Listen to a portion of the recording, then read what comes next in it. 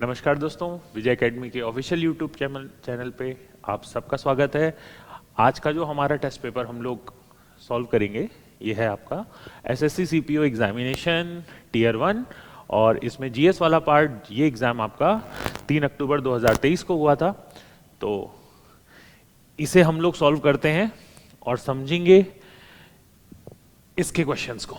तो सबसे पहला जो क्वेश्चन है, अच्छा लास्ट टाइम कुछ बच्चों ने हमें रिक्वेस्ट की थी कि सर जो ऑप्शंस हैं वो हिंदी में भी हो सकते हैं क्या, तो आपकी जो डिमांड है उसे पूरा करते हुए अब आपको क्वेश्चन हिंदी और इंग्लिश दोनों भाषाओं में है। ठीक है, तो इसमें पहला क्वेश्चन है the structure that produces and hold sperm cells in bryophytes and ferns is called. Bryophytes और फर्न में शुक्राणु कोशिकाओं का निर्माण और उन्हें होल्ड करने वाली संरचना क्या कहलाती है। देखिए, अब इसमें सबसे पहला है मेगास्पोरेंजिया, एंथ्रीडियम, आर्किगोनियम या प्रोटोनीमा। अब इसमें दोस्तों आर्किगोनियम और एंथ्रीडियम, आर्किगोनियम तथा एंथ्रीडियम ये दो संरचनाएं ऐसी हैं, ठीक है, जो गैमेट कोशिका से संबंधित होती हैं किसी भी ब्रायोफाइट की। अब सबसे पहले अगर हम ये जाने कि ये ब्रायोफाइट होते क्या है। देखिए बच्चों, जितने भी हमारा प्लांट्स होते हैं, पादप जगत को हम 5 वर्गों में विभाजित करते हैं। पहला हिस्सा इसके अंदर आता है जिसे कहते हैं थैलोफाइट। दूसरा हिस्सा आता है जिसको कहते हैं ब्रायोफाइट। तीसरा हिस्सा कहते हैं टेरिडोफाइट। फिर आता है हमारे पास जिम्नोस्पर्म और फिर होता है एंजियोस्पर्म। हमारे प्लांट्स इन 5 प्रकार के होते हैं। इसमें थैलोफाइट उन प्लांट्स को कहा जाता है जो आपके पूरी तरह से एक्वेटिक होते हैं, यानी कि जलीय पादप होते हैं। इनमें एक थैलस नाम की संरचना पाई जाएगी और इस थैलस नाम की संरचना में आपको किसी भी प्रकार की जड़ें, तना, पत्तियां ऐसी कोई भी चीज नहीं मिलती है। ब्रायोफाइट को हम लोग कहते हैं बच्चों प्लांट किंगडम का एम्फीबियन यानी उभयचर। इन प्लांट्स को, ये वो प्लांट्स होते हैं जो आपका जहां पे पानी और भूमि ये मिल रहे होते हैं या बहुत ज्यादा आर्द्रता वाली जगहें होती हैं, ये वहां पे पाए जाते हैं। इन प्लांट्स को अपने रिप्रोडक्शन के लिए, अपने प्रजनन के लिए जल की आवश्यकता पाई होती है। टेरिडोफाइट उन प्लांट्स को कहा जाता है जो आपकी शेडी प्लेसेस में मिलते हैं, यानी छायादार और आर्द्र जगहों पे मिलेंगे। इनमें आपका ग्रोथ करने के लिए जड़ें तो होती हैं, तना होता है, पत्तियां होती हैं, पर ये पूरी तरह से विकसित नहीं होते हैं, कंप्लीटली डेवलप नहीं है। जिम्नोस्पर्म मतलब हमारे पास वो पादप जिनमें तना है, जड़ें हैं, पत्तियां हैं, पर जो इनके बीज होते हैं वो नग्न होते हैं, यानी नेकेड सीड्स होते हैं। इसका एग्जाम्पल चीड़ का पेड़ हो गया, देवदार का पेड़ हो गया, ये इसका उदाहरण होता है। इसके अलावा फिर एंजियोस्पर्म होते हैं। ये हो गए हमारे प्लांट जो कि कंप्लीट प्लांट होते हैं, सबसे ज्यादा विकसित पादप होते हैं। इनमें फूल खिलते हैं, आपका फ्लावरिंग होती है और सब कुछ होता है। अब ये जो सवाल है वो इस ब्रायोफाइट से संबंधित है। अब यहां पे एक बड़ा जो इंटरेस्टिंग एस्पेक्ट है वो ये है कि ये जो मेगास्पोरेंजिया होता है बेटा, ये तो आपका ब्रायोफाइट की संरचना है ही नहीं है। मेगास्पोरेंजिया आपका एंजियोस्पर्म में पाया जाता है और ये एंजियोस्पर्म में इसी के अंदर आपका ओवम यानी ओवा, जो प्लांट का स्त्री या मादा जननांग होता है, ये उसके अंदर पाई जाने वाली संरचना है। बाकी बची ये और ये 3 संरचनाएं ये आपका पाई जाती हैं ब्रायोफाइट्स में। अब इन तीनों में से आर्किगोनियम और एंथ्रीडियम ये 2 ऐसी संरचनाएं हैं जो आपकी गैमेट फॉर्मेशन यानी कि प्रजनन से संबंधित है। इसमें ये जो एंथ्रीडियम होता है ये मेल वाला पार्ट है और आर्किगोनियम ये आपका फीमेल वाला पार्ट है। ठीक है, तो क्वेश्चन आप लोगों से यही पूछा गया कि इसमें से ये एंथ्रीडियम संरचना क्या है, तो इसका जो आंसर है दोस्तों यहाँ पे ये एंथ्रीडियम इसका आंसर होगा कि एक वो हिस्सा जो आपका स्पर्म को प्रोड्यूस करता है और उन्हें अपने पास संरक्षित रखता है। तो इसका आंसर जो है वो आपका एंथ्रीडियम होगा। आर्किगोनियम फीमेल रिप्रोडक्टिव पार्ट होता है। प्रोटीनीमा वाला जो भाग है ये वो भाग है जो आपका जब मेल और फीमेल गैमेट का फ्यूजन हो जाएगा तो इससे जो जाइगोट बनता है ये उस जाइगोट के डेवलप होने के बाद की एक संरचना है। ठीक है दोस्तों, तो चलिए अब इस सवाल में हम लोग आगे बढ़ते हैं और हमारे अगले क्वेश्चन में आते हैं। How many members of parliament were elected from state of Punjab in 17th Lok Sabha. अच्छा, ये क्वेश्चन एक अपने आप में बड़ा ही पूछने का तरीका इस सवाल का बहुत ही इंटरेस्टिंग है। अगर हम लोग ये देखें कि कितने सदस्य चुने गए थे, ठीक है, 17वीं लोकसभा में, असल में ये पूछना चाह रहा है कि पंजाब के अंदर जो लोकसभा सीटों की कुल संख्या है वो कितनी है। ठीक है, और इसे पूछने का एक बहुत ही बेहतरीन सा तरीका है कि भैया लोकसभा 17वीं लोकसभा में कितने सदस्य चुने गए थे। तो इसका जो उत्तर है वो 13 है। 13 ही सीटें पंजाब में हैं और 13 सीटें हैं तो 13 सदस्य ही चुने गए थे। ठीक है, खैर इसमें चलिए मैं आपको एक और एडिशनल इंफॉर्मेशन दे देता हूं। पंजाब में 7 सीटें राज्यसभा की हैं और जैसा कि ये वर्ष हमारा एक चुनावी वर्ष है तो चुनावी वर्ष में ये सीटों का ज्ञान, सीटों का बोध होना ये बहुत ज्यादा जरूरी है। चलिए इस नोट के साथ हम लोग बढ़ते हैं हमारे अगले सवाल की तरफ को। अब अगला सवाल है कि भारतीय उपमहाद्वीप की जलवायु के संबंध में निम्न में से कौन सा कथन सही है। पहला कथन है उत्तर भारत की जलवायु वर्ष भर एक समान रहती है। The climate of north India remain similar through the year. Second है Himalayas protect the subcontinent from extremely cold winds from Central Asia. ठीक है, हिमालय मध्य एशिया से आने वाली अत्यधिक ठंडी हवाओं से भारतीय उपमहाद्वीप की रक्षा करता है। चलिए अब जरा हम ऑप्शन को देखते हैं।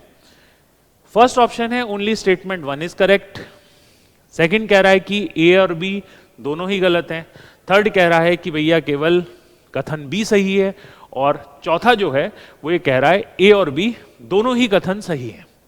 देखिए दोस्तों, अब अगर हम हिमालय की बात करें, पहला जो अगर आप स्टेटमेंट देखो तो ये कह रहा है कि उत्तर भारत में जलवायु एक समान रहती है। इसका मतलब ये हुआ कि नॉर्थ इंडिया में क्लाइमेट चेंज यानी जलवायु परिवर्तन नहीं होता बिल्कुल भी। मौसम सारे के सारे एक समान रहते हैं और ऐसा बिल्कुल नहीं है।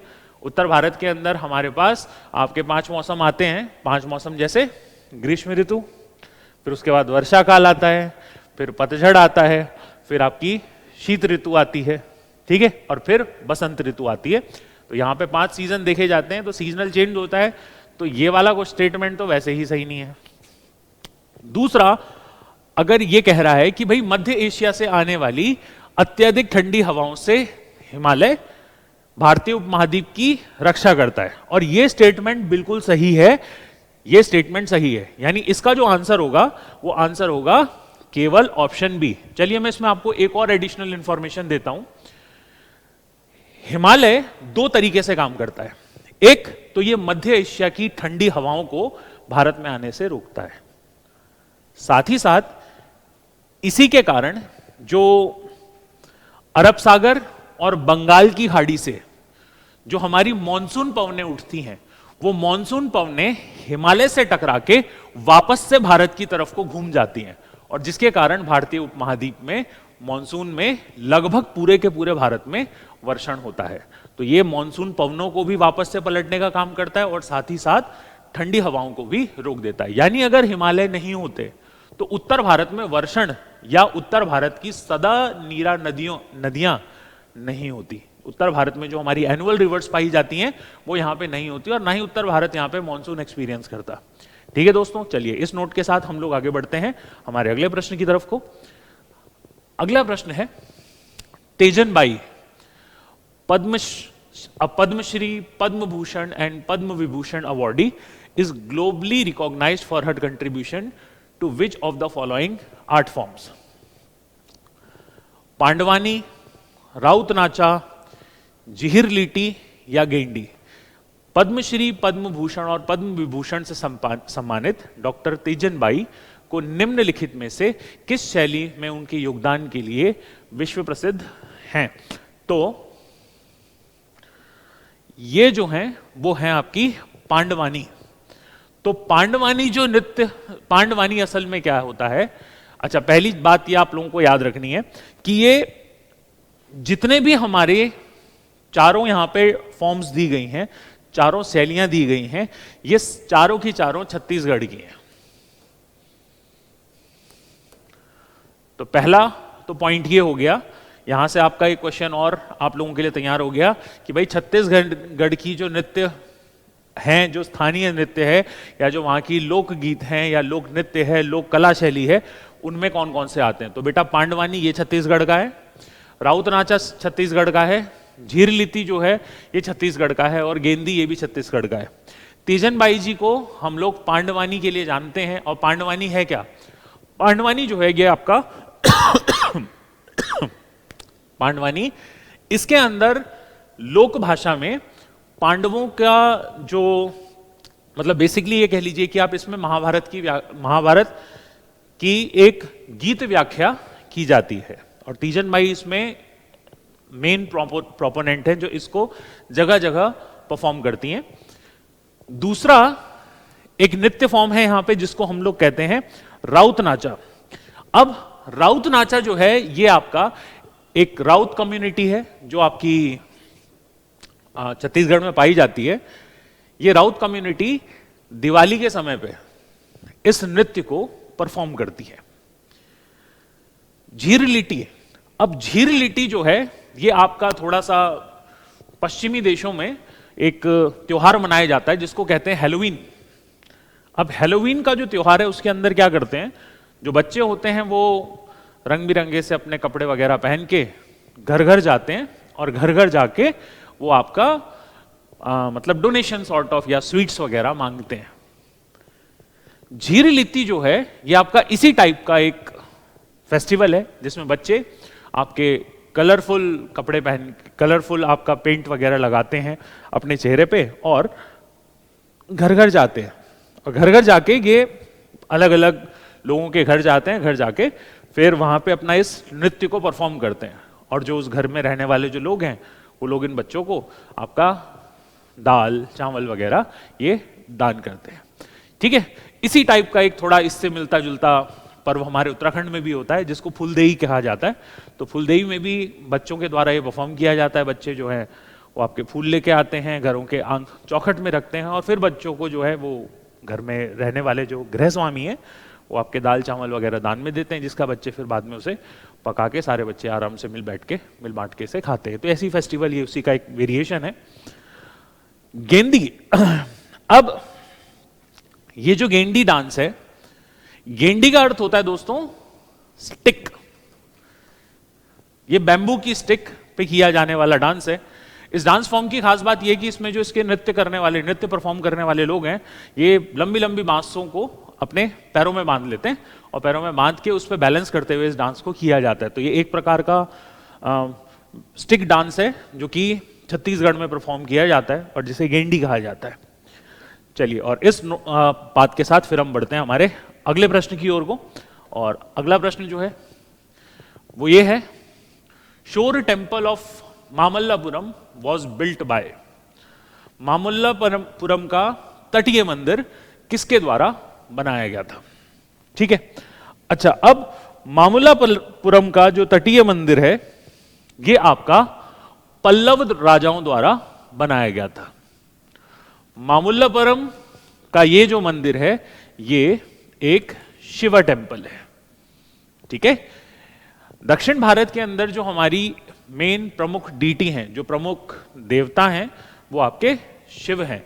तो तो मामल्लपुरम का ये तटीय मंदिर, ये कोस्टल एरिया में बनाया गया टेम्पल है, और इसमें जो मेन टेम्पल है वो मेन टेम्पल आपका लॉर्ड शिवा को, ठीक है, यानी देवादिदेव महादेव को डेडिकेटेड है। चोल, अब इसमें एक ही इंपॉर्टेंट, बहुत इंपॉर्टेंट है दोस्तों, चोल और चोलों के द्वारा बनाया गया, एक चीज को और याद रखिएगा, बृहदेश्वरा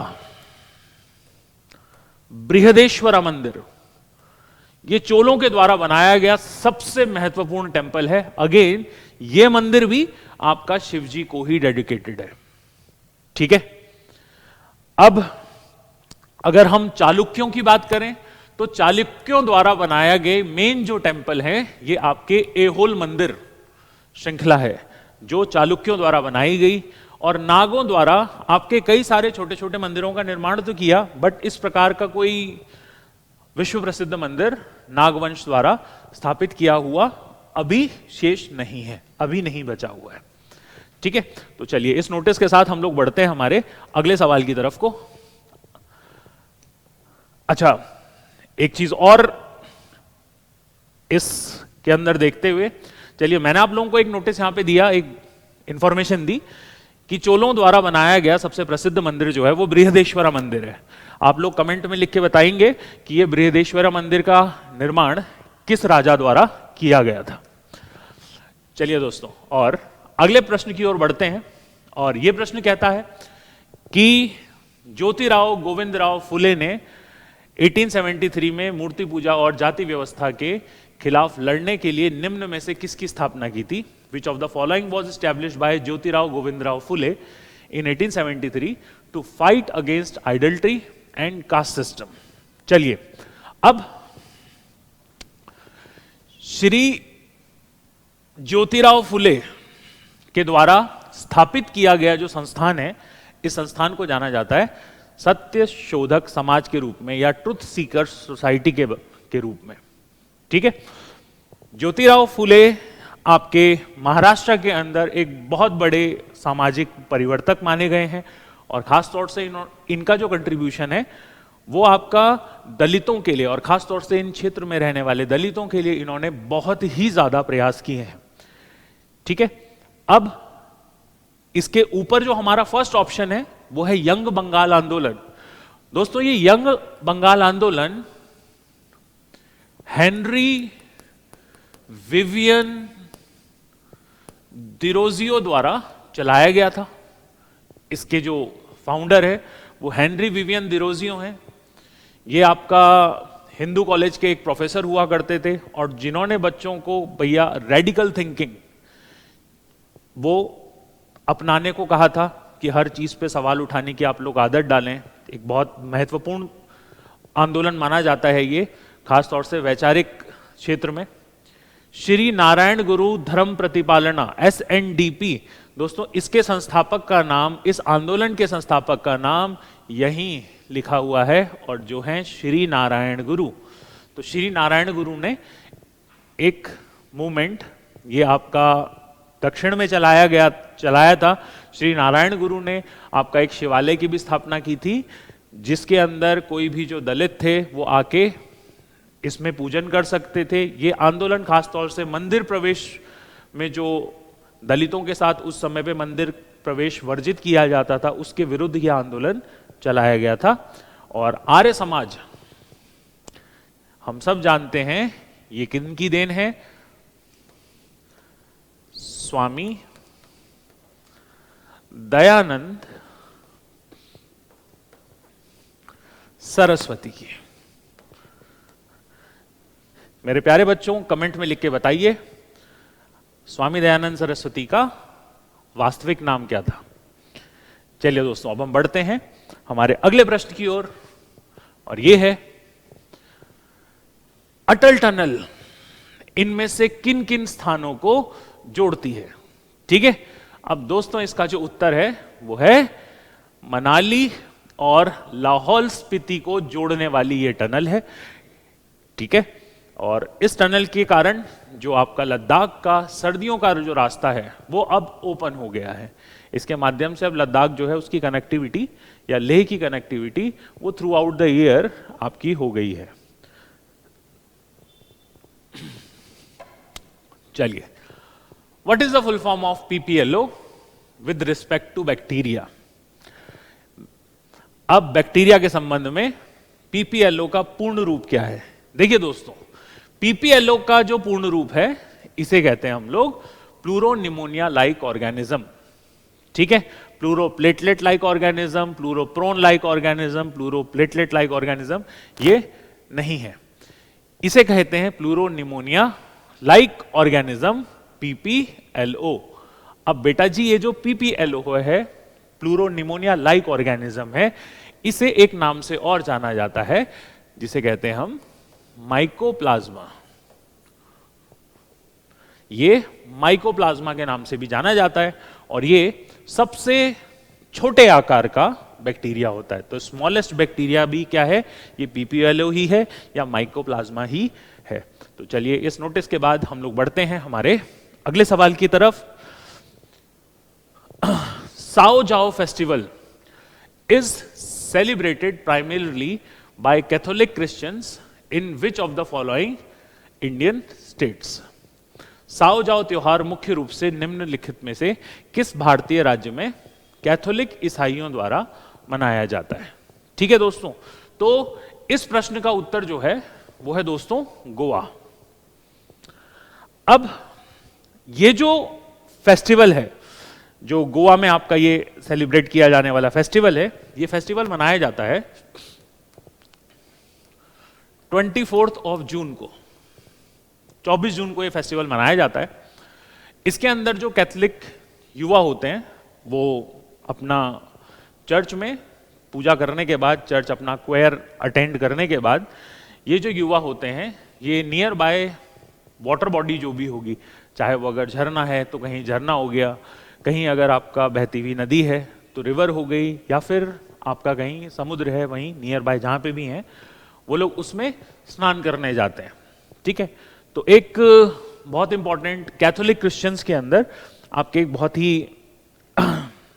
इंपॉर्टेंट सेंट है सर जॉन द बैप्टिस्ट।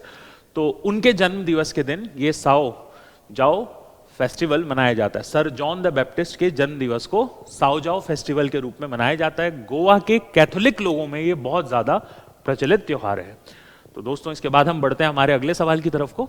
तो नेक्स्ट क्वेश्चन है, Moatsu festival of Nagaland is celebrated by which tribe?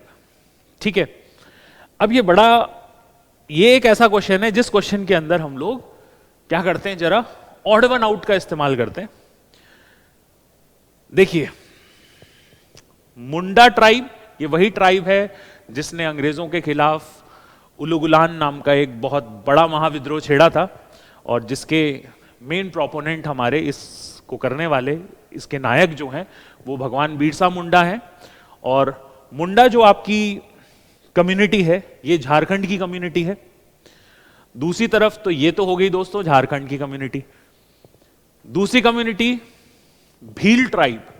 अब ये जो हमारी भील ट्राइब है, ये ट्राइब राजस्थान, मध्य प्रदेश यहां पे रहने वाली ट्राइब है। तो ये भील ट्राइब राजस्थान, मध्य प्रदेश की है, राजस्थान, एमपी और गुजरात में भी ये ट्राइब ड्वेल करती है। ठीक है, तो ये और ये आंसर तो नहीं होता। बोडो, बोडो को हम लोग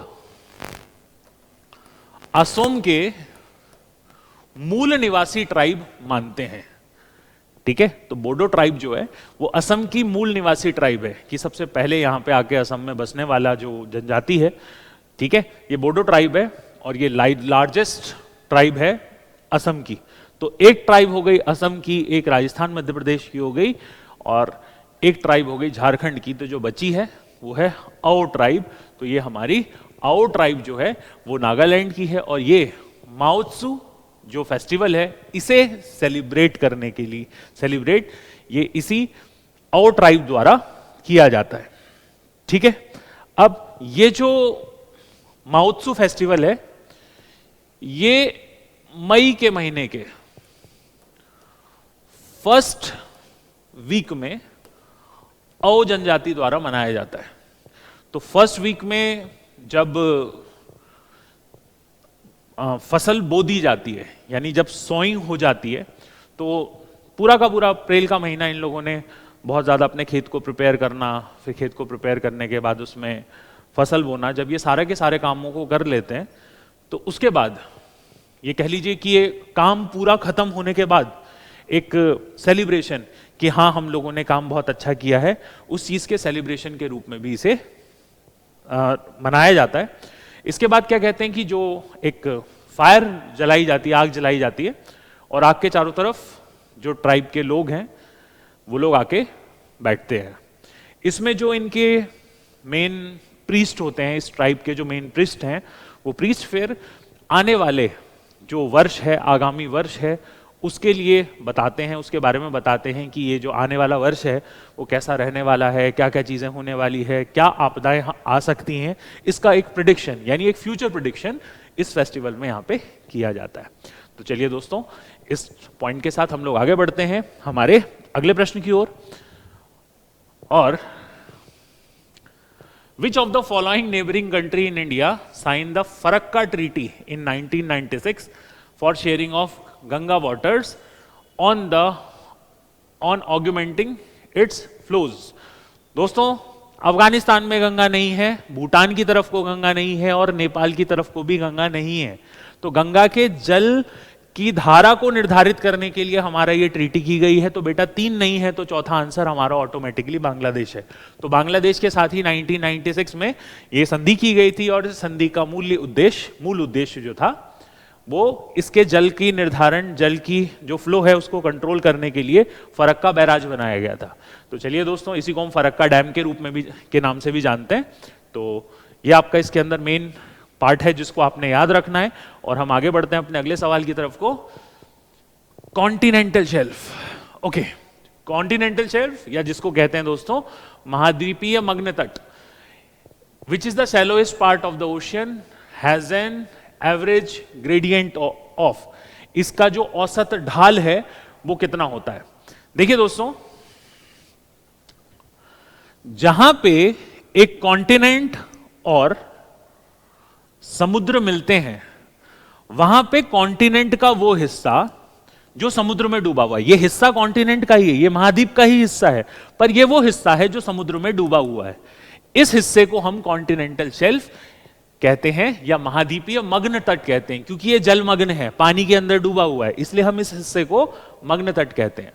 और इसी मग्न तट में की जो ढाल होती है ये 1 डिग्री या उससे कम होती है। ठीक है, ये इसका मेन पॉइंट है। दूसरा जो इसमें सबसे महत्वपूर्ण बिंदु आता है दोस्तों वो ये होता है कि हमारी मैक्सिमम एक्वेटिक लाइफ, जो समुद्री जीवन होता है, वो दोस्तों इसी महाद्वीपीय मग्न तट या कॉन्टिनेंटल शेल्फ में ही उपस्थित होता है। तो हमारी जो मेन एक्वेटिक लाइफ है वो आपको मिलने वाली है इसी कॉन्टिनेंटल शेल्फ में। यानी यही वो स्थान है जहां पे तुम्हें मिलने वाले हैं आपके पेट्रोलियम के स्रोत, आपके मत्स्य भंडार आपको यहीं मिलेंगे, मूंगे की चट्टानें भी इसी क्षेत्र में मिलने वाली हैं। ठीक है, और यहीं पे आपको सब सर्वाधिक एक्वेटिक लाइफ मिलेगी। अगर हम लॉजिकली पूछें कि इसके पीछे का लॉजिक क्या है, तो लॉजिक सिंपली ये है क्योंकि यही वो स्थान है जहां तक सूर्य का प्रकाश पेनिट्रेट करता है। सूर्य का प्रकाश जब पेनिट्रेट करेगा तो वहां पे जलीय पादप पाए जाएंगे, यानी एक्वेटिक प्लांट्स पाए जाएंगे। एक्वेटिक प्लांट्स पाए जाएंगे यानी एक परितंत्र के अंदर उत्पादक उपस्थित है, यानी प्रोड्यूसर प्रेजेंट है। और जहां प्रोड्यूसर होगा वहीं पे फिर उससे संबंधित बाकी उपभोक्ता और अन्य जीवन हमें यही देखने को मिलता है। तो चलिए दोस्तों, इस पॉइंट के बाद हम लोग बढ़ते हैं हमारे अगले सवाल की तरफ को। और हमारा अगला सवाल है Shri Vallabh Bhai Patel and dash helped Gandhi ji in Kheda Satyagraha, in Kheda by organizing its tour to villages and urging the peasants to stand firm against the government. अच्छा, अब यहां पे आ गए हमारे पास ऑप्शन में अगर हम देखें श्री मोतीलाल नेहरू, मोहम्मद अली जिन्ना एंड श्री जमुनालाल बजाज। तो दोस्तों इसका जो उत्तर है वो है श्री इंदुलाल याग्निक। ठीक है, तो श्री इंदुलाल याग्निक जो हैं ये हमारे वो व्यक्ति हैं जो रिस्पॉन्सिबल हैं आपके वल्लभ भाई पटेल जी के साथ टूर करने के, और गांधी जी का जो मैसेज था, कौन सा मैसेज, नो टैक्स कैंपेन, तो नो टैक्स कैंपेन, यानी कोई भी जो किसान है वो अंग्रेजों को किसी भी प्रकार का कर नहीं देगा। इसके लिए दोस्तों एक इंपॉर्टेंट पॉइंट ये है, खेड़ा सत्याग्रह, बहुत इंपॉर्टेंट, बहुत ही महत्वपूर्ण बात है ये, इसे याद रखिएगा। खेड़ा सत्याग्रह गांधी जी का पहला असहयोग आंदोलन है हमारे देश में। Kheda Satyagraha is the first non cooperation movement of Gandhi ji in India. ये पहला असहयोग आंदोलन है, ठीक है। दूसरी बात, ये खेड़ा सत्याग्रह कब हुआ था? ये हुआ था दोस्तों वर्ष 1918 में। तो 2 पॉइंट आपके लिए यहां पे बहुत इंपॉर्टेंट हैं। एक, गांधी जी के यहां पे अगर हम साथियों की बात करें तो वल्लभ भाई पटेल हो गए और इंदुलाल याग्निक हो गए। इसके अलावा भी यहां पे कई सारे लोग थे जो इस पार्ट में इन्वॉल्व थे, जो इस आंदोलन में गांधी जी के साथ बने थे, जैसे महादेव देसाई हो गए, नरहरि पारिक हो गए, ठीक है, श्री मोहनलाल पांड्या जी हो गए, इंदुलाल याग्निक हो गए और वल्लभ भाई पटेल हो गए। ये गांधी जी के साथी थे। तो यहां पे पहली चीज, ये कब हुआ था? सन 1918 में हुआ था। और दूसरा, ये गांधी जी का पहला असहयोग आंदोलन है। तो चलिए गाइस, इस नॉलेज के साथ हम लोग आगे बढ़ते हैं हमारे अगले सवाल पे। अगला सवाल है, which of the following algae is also called kelp and it is found in deep sea? चलिए, तो सबसे पहले तो ये देख लेते हैं इसमें क्या वास्तव में चारों के चारों जो ऑप्शन है वो एल्गी हैं या नहीं है। लेमिनेरिया, ये एक प्रकार की एल्गी है। फ्यूकस, ये भी एक प्रकार की एल्गी है। नॉस्टॉक, ये भी एक प्रकार की एल्गी है।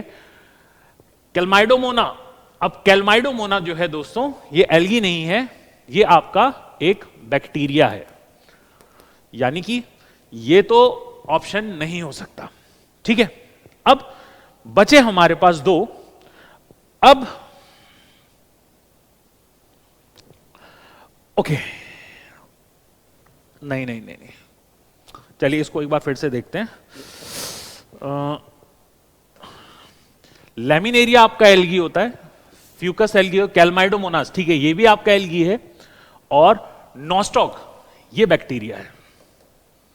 बच्चों, इसी को हम लोग ब्लू ग्रीन एल्गी के नाम से जानते हैं। नील हरित शैवाल इसी को कहते हैं, ये एक प्रकार का बैक्टीरिया होता है। अच्छा, अब देखिए दोस्तों, ये जो फ्यूकस है ये आपका नदी के किनारे वाले स्थानों पे पाया जाता है, यानी ये पत्थरों पे उगने वाली एल्गी है, ठीक है। कैल्माइडोमोना, अब कैल्माइडोमोना जो है ये थोड़ा नम और नम स्थानों पे पाई जाती है, और ये दिखने में आपका एक यूनिसेल्युलर एल्गी है, एक्वेटिक भी होती है। और जनरली जो आपकी बुक्स होती हैं, बायोलॉजी की जो बुक्स होती हैं, उनमें आपको एक नॉर्मल एक इस टाइप के एल्गी की एक फोटो दिखाई रहती है जिसमें ऐसे करके फ्लैजिला होता है, तो ये एक्चुअली कैल्माइडोमोनास है। नॉस्टॉक, ये नॉस्टॉक जो है ये आपका एक ब्लू ग्रीन एल्गी का एक वेरिएंट है। ये ब्लू ग्रीन एल्गी है एक प्रकार की, और ये एक्चुअली एक बैक्टीरिया है जो बैक्टीरिया की कॉलोनी में रहता है, और ये जेली जैसी संरचना क्रिएट करता है। तो कहीं पे भी आपका जेली जैसा बिखरा हुआ, चिपचिपा सा जेली जैसा अगर एल्गी, ग्रीन कलर का कुछ चिपचिपा सा जेली जैसा अगर कोई भी संरचना है, दैट इज एक्चुअली नॉस्टॉक। और लेमिनेरिया दोस्तों, इसी को हम लोग आम भाषा में कहते हैं सीवीड्स, समुद्री खरपतवार। तो ये दोस्तों लेमिनेरिया है। तो इसका जो उत्तर है दोस्तों वो है लेमिनेरिया, यानी ये इसका आंसर है। चलिए अगले सवाल की ओर बढ़ते हैं हमारे पास। तो Which of the following is not an equestrian discipline?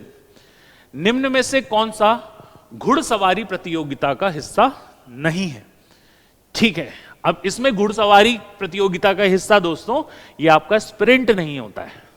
Sprint मतलब घुड़सवारी प्रतियोगिता में घोड़ों की दौड़ नहीं होती, वो डरबी होता है, ठीक है। तो यहां पे हम क्या क्या कर रहे हैं?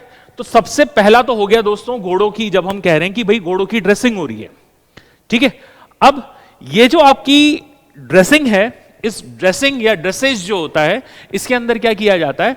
घोड़ों से ओबीडियंस ट्रेनिंग, ये एक ऐसा इवेंट है जिसमें जो राइडर होता है वो घोड़े के ऊपर बैठा होता है, और वो जो लगाम होता है ये उसे छोड़ देता है, और लगाम छोड़ने के बाद जो घोड़ों से कि वहां तक जाओ, इस डिस्टेंस तक चलो, तो बेसिकली जो ओबीडियंस होता है जो आपके घरेलू जानवरों में भी हम लोग करते हैं कि भैया वहां जाओ, बैठ जाओ, पेपर लेके आओ, या खाना खा लो, पानी पी लो, तो ये बेसिक जो कमांड्स होती हैं वो जब परफॉर्म की जाती हैं तो उन्हें दोस्तों ड्रेसेज कहा जाता है।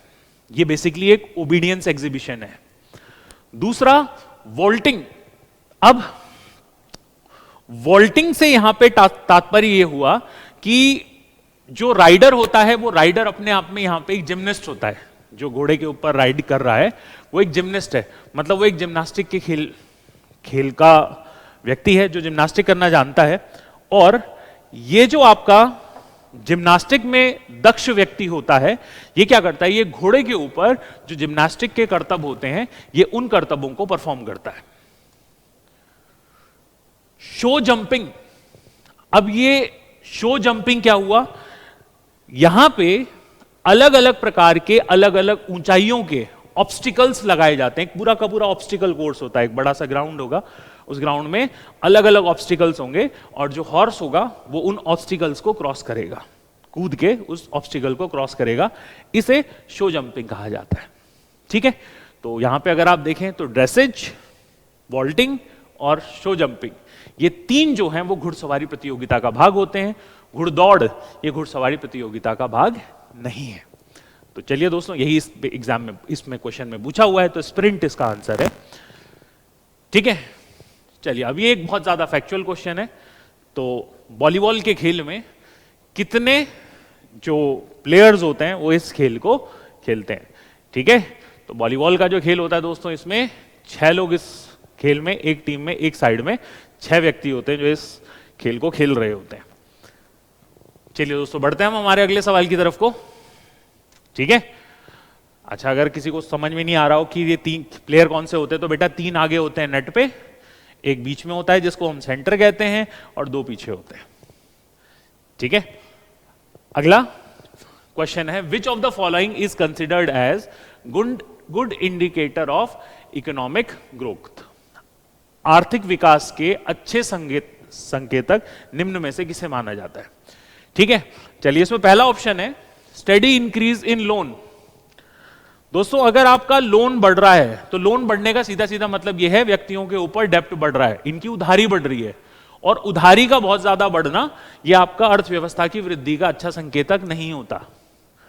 दूसरा है स्टेडी इंक्रीज इन पॉपुलेशन, जनसंख्या में वृद्धि। अगर जनसंख्या वृद्धि हो रही है तो जनसंख्या जब बढ़ेगी तो उसकी वजह से क्या होगा, अर्थव्यवस्था के अंदर जो रिसोर्सेज हैं वो रिसोर्सेज सदैव किसी भी स्थान के वो लिमिटेड होते हैं, और जब भी लिमिटेड रिसोर्सेज के लिए ज्यादा व्यक्ति होंगे तो उसकी वजह से क्या होगा, प्रतिस्पर्धा बढ़ेगी, और प्रतिस्पर्धा का इस तरीके से बहुत ज्यादा बढ़ना यह अर्थव्यवस्था के लिए अगेन एक अच्छा संकेतक नहीं है।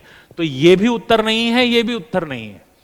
स्टेडी इंक्रीज इन जीडीपी, सकल घरेलू उत्पाद में वृद्धि, और चौथा है steady increase in international trade, अंतरराष्ट्रीय व्यापार में स्थिर वृद्धि। असल में ये दोनों के दोनों आपके अच्छी अर्थव्यवस्था के संकेतक हैं, पर इनमें ज्यादा महत्वपूर्ण जो है वो आपका जीडीपी वाला है। तो ये उत्तर नहीं होगा, इसका जो आंसर है वो जीडीपी वाला है। ठीक है, कि जब किसी भी कंट्री की जीडीपी इंक्रीज होती है, ग्रॉस डोमेस्टिक प्रोडक्टिविटी यानी सकल घरेलू उत्पादन जब बढ़ता है, तो वो अर्थव्यवस्था का अच्छा संकेतक माना जाता है। इसलिए जितने भी हमारे इंटरनेशनल ऑर्गेनाइजेशन है वो कंट्री की विकास दर वो जीडीपी के आधार पे इंडिकेट करते हैं। ठीक है, चलिए अगला सवाल आता है, in India which of the following regulatory mechanism is not in existence to enforce regulation of industrial sector? Which of the following regulatory mechanism was not in existence? इनमें से कौन सा एग्जिस्टेंस में नहीं था? ठीक है, अब इसके अंदर था industrial licensing under which every entrepreneur had to get permission from government officials to start the firm or close the firm or decide। ठीक है, कितनी मात्रा तय करेगी बच्चों की औद्योगिक लाइसेंसिंग, जिसके तहत प्रत्येक उद्यमी को एक फर्म शुरू करने, एक फर्म को बंद करने और उत्पादित किए जाने वाले माल की मात्रा तय करने के लिए सरकारी अधिकारियों से अनुमति लेनी पड़ती थी। दोस्तों, ये हमारा एक रेगुलेशन हुआ करता था। असल में ये जो क्वेश्चन है ये बिफोर लिबरलाइजेशन का क्वेश्चन है कि भारत, देखो अभी भी भारत जो है वो एक ईज ऑफ डूइंग बिजनेस, यानी काम करने को हम लोग आसान बनाते जा रहे हैं। तो पहले के समय पे क्या होता था कि हर चीज के लिए, प्रोडक्शन के लिए निजी उद्यमी जो भी हुआ करते थे, उन्हें उत्पादन के लिए परमिशन लेनी पड़ती थी कि हम इतना बना ले क्या। ठीक है, तो ये तो हमारा एग्जिस्ट करता था। दूसरा ये कह रहे हैं कि some goods should be produced only in small scale industries, कुछ उत्पादों को केवल छोटे स्तर पे ही बनाने की अनुमति थी, ये भी होता था। फिर control on prices and distribution of selected industrial products, चुनिंदा औद्योगिक उत्पादों के मूल्य निर्धारण और वितरण पर नियंत्रण, बच्चों ये भी हमारा एग्जिस्ट करा करता था। तो इसमें निजी क्षेत्रों, ये वाला जो पार्ट था वो एग्जिस्ट नहीं करता था। यानी इस क्वेश्चन का जो उत्तर होगा वो उत्तर होगा हमारा यही कि private sector was allowed in all industries, ये हमारे इकोनॉमी का हिस्सा नहीं हुआ करता था। ये स्टार्ट हुआ जब हमने निजीकरण, ठीक है, एलपीजी की शुरुआत की, लिबरलाइजेशन, प्राइवेटाइजेशन और ग्लोबलाइजेशन की शुरुआत की, उसके बाद से ये भी नियम, इन सारी चीजों को रेगुलेट किया गया और ये अनुमति भी प्रदान की गई। चलिए दोस्तों बढ़ते हैं हमारे अगले सब प्रश्न की तरफ को। Which German chemist was the first to show a geographical representation, graphical representation of periodicity of an atomic volume plotted against atomic weight? तो दोस्तों ये एक फैक्चुअल क्वेश्चन है और इसका जो उत्तर है वो है लोथर मेयर। लोथर मेयर, चलिए इसमें मैं आपको एक बहुत इंपॉर्टेंट व्यक्ति से मिलवाता हूं और उनका नाम है श्री विलियम रैमसे। और ये जो है बच्चों, इन्होंने नोबल गैसेस इनकी खोज की थी। ठीक है, तो विलियम रैमसे को नोबल गैसेस के लिए याद रखिएगा, बहुत महत्वपूर्ण प्रश्न है ये। चलिए दोस्तों आगे बढ़ते हैं हमारे अगले सवाल की तरफ को। Which of the following ruler of Chauhan dynasty made Ajmer his capital? निम्न में से कौन से चौहान वंश के राजा ने अजमेर को अपनी राजधानी बनाया था? ठीक है, अब दोस्तों अजमेर को राजधानी बनाने वाले चौहान वंश के जो राजा थे उनका नाम था श्री अजय राज। ठीक है, इसे याद रखिएगा। अगेन एक तथ्यात्मक प्रश्न है कि अजमेर को अपनी कैपिटल बना के शासन करने वाले चौहान वंश के राजा कौन थे? इनका नाम था श्री अजय राज। इसमें आपने दूसरे जो व्यक्ति, इस पूरे इन चारों ऑप्शंस में दूसरे जो सबसे महत्वपूर्ण व्यक्ति हैं दोस्तों ये हैं पृथ्वीराज III, और इन्होंने ही मोहम्मद गौरी को पराजित किया था। तो मोहम्मद गौरी को परास्त करने वाले, ठीक है, वो ये व्यक्ति थे। ठीक है, तो गौरी के साथ पृथ्वीराज III, ठीक है, इन्हीं को राय पिथौरा भी कहा जाता है। ठीक, तो बढ़ते हैं हमारे अगले सवाल की तरफ को। व्हाट इज काल बैसाखी? काल बैसाखी क्या है? अच्छा, snowfall and hail, heat waves and loo, pre monsoon showers and thunderstorm, monsoon से पहले की वर्षा और तड़ित झंझावत, कोल्ड वेव्स एंड रेन्स। देखो दोस्तों, इसका जो उत्तर है वो है ये। ठीक है, अब जो बंगाल का क्षेत्र है, पश्चिम बंगाल का क्षेत्र है, पश्चिम बंगाल के क्षेत्र में जब आपका बहुत ज्यादा जब लू चलना शुरू होती है, तो लू चलना शुरू होने के बाद इस क्षेत्र के ऊपर एक अत्यधिक निम्न दाब का केंद्र बनता है, और उस निम्न दाब के केंद्र के कारण यहां पे आपका तेजी से जो हवाएं हैं, आसपास से आर्द्रता से भरी हुई हवाएं आती हैं, और उसके कारण से बारिश होती है और बिजली कड़कती है, और इसी को काल बैसाखी कहते हैं। ये हमेशा लू चलने के बाद आएगा, जब वहां पे लू तटस्थ हो जाएगी, लू चलने लगेगी, उसके बाद ये आता है। तो लू चलने के बाद काल बैसाखी आती है। ठीक है, तो चलिए दोस्तों बढ़ते हैं हमारे अगले प्रश्न की ओर। ये कहता है Bhutia dance is performed in which of the following state? तो ऑप्शन है हमारे पास नागालैंड, उड़ीसा, वेस्ट बंगाल और सिक्किम। दोस्तों ये जो भूतिया डांस नहीं है, ये भूटिया नृत्य है, ये सिक्किम का लोक नृत्य है और बड़ा ही महत्वपूर्ण लोक नृत्य है ये। ठीक है, इसके दो वेरिएशन होते हैं। ठीक है, एक वेरिएशन को हम लोग डिनोंग नेह नाह कहते हैं, डिनोंग नेह नाह। ठीक है, और दूसरा जो इसके अंदर नृत्य होता है इसे कागियड कहते हैं। तो ये दो डांसेस हैं जिन दोनों डांसेस को संयुक्त रूप से भूटिया नृत्य कहते हैं। और ये जो भूटिया नृत्य है ये सिक्किम में परफॉर्म किया जाने वाला लोक नृत्य है। ठीक है, तो चलिए दोस्तों बढ़ते हैं हमारे अगले पार्ट को कि भैया हमारे सौर मंडल के निर्माण और निरूपण की व्याख्या करने के लिए सर्वाधिक व्यापक रूप से स्वीकृत मॉडल कौन सा है। तो दोस्तों अगेन ये एक फैक्चुअल क्वेश्चन है और इसे हम नेबुलर हाइपोथेसिस कहते हैं। अब जरा यहां पे आप निहारिका समझ लीजिए, नेबुला होता क्या है। नेबुला होता है दोस्तों क्या, एक बहुत बड़ा हाइड्रोजन का बादल या हाइड्रोजन का क्लाउड। ये जो बड़ा सा हाइड्रोजन का क्लाउड है, ऐसा माना जाता है कि हमारा सोलर सिस्टम भी एक ऐसे ही बड़े से नेबुलर क्लाउड से बना है। ये नेबुलर क्लाउड जो है ये जब हमारे गैलेक्सी यानी कि आकाशगंगा के केंद्र के चक्कर काट रहा होता है, तो चक्कर काटते हुए ये आपका धीरे धीरे एक इसमें जो संघनन है इसके केंद्र में, वो संघनन बढ़ता चला जाता है।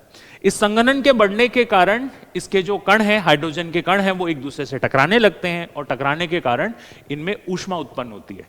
इस ऊष्मा की उत्पत्ति के बाद जैसे जैसे इसमें हीट बढ़ती चली जाएगी, हीट बढ़ेगी, हीट बढ़ने के बाद ये एक तारे जैसी संरचना जिसको प्रोटोस्टार कहते हैं, ये उसमें कन्वर्ट हो जाता है। धीरे धीरे तापमान में और वृद्धि होती है तो इसमें एक एक्सप्लोजन होता है, एक छोटा सा विस्फोट होता है और विस्फोट के साथ ये तारा चमकने लगता है। अब इसके कारण जो शॉकवेव जनरेट हुई, इस शॉकवेव के जनरेशन से हमारे बाकी जो ग्रह हैं उनका निर्माण हुआ। ठीक है, इसी को हम निहारिका परिकल्पना या नेबुलर हाइपोथेसिस कहते हैं। चलिए दोस्तों बढ़ते हैं हमारे अगले सवाल की तरफ को। How many phases in Indian economy experience the green revolution? तो ग्रीन रेवोल्यूशन हमारे देश में कितने चरणों में हुआ दोस्तों, ये अगेन एक फैक्चुअल क्वेश्चन है और इसका जो उत्तर है वो है 2। ठीक है दोस्तों, नीचे कमेंट बॉक्स पे लिख के बताइए कि भारत में ग्रीन रेवोल्यूशन के जनक किसे कहा जाता है। चलिए दोस्तों बढ़ते हैं हमारे अगले सवाल की तरफ को। Which of the following books is an autobiography of the former American president Bill Clinton? ठीक है, तो अब यहां पे ये ऑटोबायोग्राफी दी गई है। चलिए अब जरा अलग अलग ऑटोबायोग्राफी, अब ये सारी ऑटोबायोग्राफी बहुत महत्वपूर्ण है क्योंकि बहुत ही इंपॉर्टेंट पर्सनालिटीज द्वारा लिखी गई हैं, इसलिए सबको याद रखिएगा। देखिए सबसे पहले a long walk to freedom, दोस्तों ये है साउथ अफ्रीका के गांधी कहे जाने वाले नेल्सन मंडेला। ये नेल्सन मंडेला की जीवनी है, उनकी आत्मकथा है जिसे कहते हैं a long walk to freedom. Second है माय कंट्री माय लाइफ, ये है श्री लाल कृष्ण आडवाणी जी की बायोग्राफी। माय लाइफ ये है श्री बिल क्लिंटन की बायोग्राफी। एंड बिकमिंग ये है मिशेल ओबामा की बायोग्राफी। मिशेल ओबामा ये आपकी बराक ओबामा जी की वाइफ है और ये उनकी आत्मकथा है। तो आज इस सेशन को दोस्तों हम लोग यहां पे समाप्त करते हैं। अगला जो हमारा सेशन रहेगा उसके अंदर हम इनसे आगे के जो प्रश्न हैं उनको कंटिन्यू करेंगे। आज के लिए इतना ही। Thank you, have a great day. और अगर आपको हमारा वीडियो पसंद आया हो तो लाइक करें, शेयर करें, बेल आइकन को दबा दें। Thank you, have a great day. जय हिंद।